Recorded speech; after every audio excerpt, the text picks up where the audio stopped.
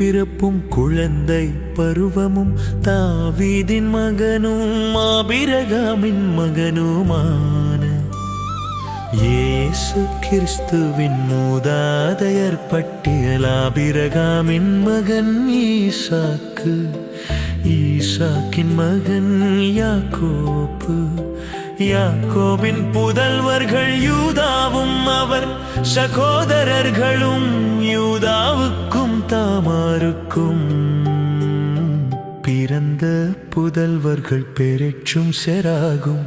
பெரேச்சின் மகன் எட்சரோன், எட்சரோனின் மகன் ஈராம், ஈராமின் மகன் அம்மினதாபு, அம்மினதாபின் மகன் நகசோன், நகசோனின் மகன் சல்மோன், சல்மோனுக்கும் இரகாபுக்கும் பிறந்த மகன் போவாசு, போவாசுக்கும் ரூத்துக்கும் பிறந்த மகன் ஓபேது, ஓபேதின் மகன் ஈசா, ஈசாயின் மகன் தாவீது அரசர், தாவீதுக்கு உரியாவின் மனைவியிடம் பிறந்த மகன் சாலமோன், சாலமோனின் மகன் ரெகபயா, ரெகபயாமின் மகன் அபியா, அபியாமின் மகன் ஆசா, ஆசாவின் மகன் யோசபாத்து, யோசபாத்தின் மகன் யோராம், யோராமின் மகன் உசியா, உசியாவின் மகன் யோத்தாம், யோத்தாமின் மகன் ஆகாசு,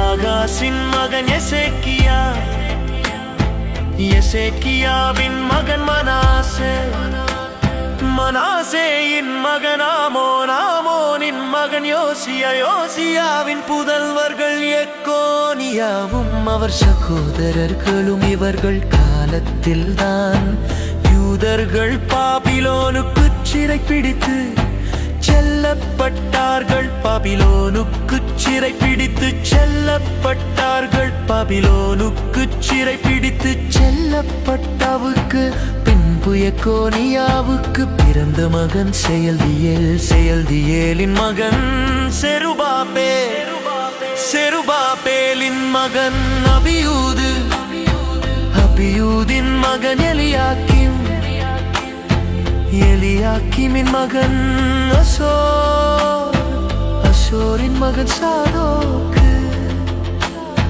சாதோக்கின் மகன் ஆக்கிம், ஆக்கிமின் மகன் எலியூது, எலியூதின் மகன் எலயாசர், எலயாசரின் மகன் மாத்தான், மாத்தானின் மகன் யாக்கோபு,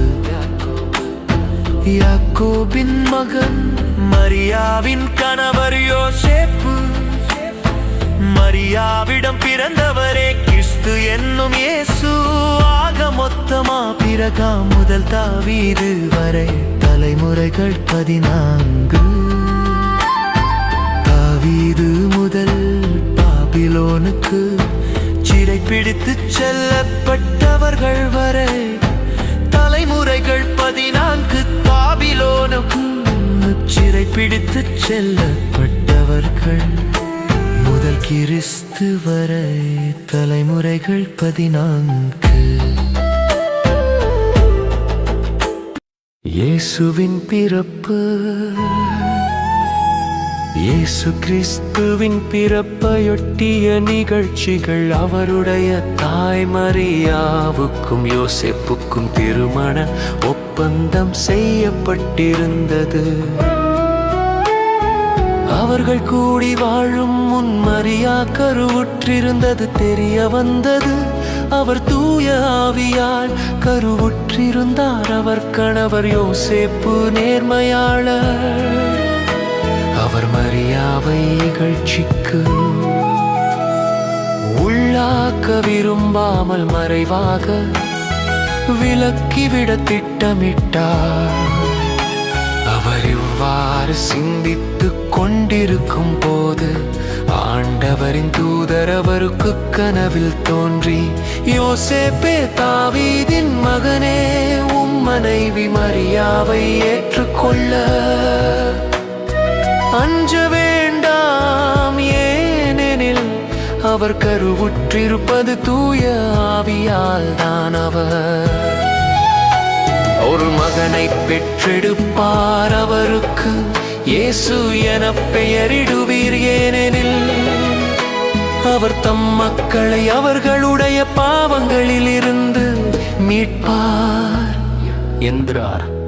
இதோ கன்னி கருவுற்றுவோர் ஆண்மகவை பெற்றெடுப்பார், அக்குழந்தைக்கு இம்மானுவேல் என பெயரிடுவர் என்று இறைவாக்கினர் வாயிலாக ஆண்டவர் உரைத்தது நிறைவேறவே இவையாவும் நிகழ்ந்தன. இம்மானுவேல் என்றால் கடவுள் நம்முடன் இருக்கிறார் என்பது பொருள். யோசேப்பு தூக்கத்திலிருந்து விழித்தெழுந்து ஆண்டவரின் தூதர் தமக்கு பணித்தவாறே தம் மனைவியை ஏற்றுக்கொண்டார்.